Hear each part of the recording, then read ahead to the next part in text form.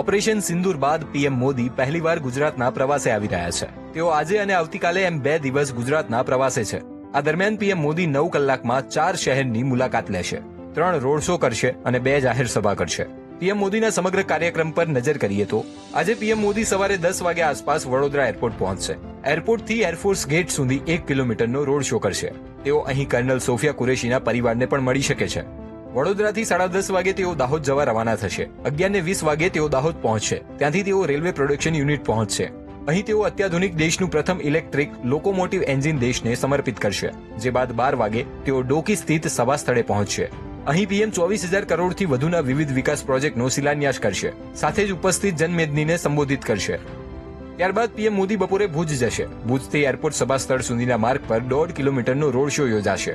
Road show કર્યા બાદ અહીંથી રાજ્યભરના 53,414 કરોડના આખો વિડિયો જોવા માટે ડાઉનલોડ કરો દિવ્ય ભાસ્કર એપ.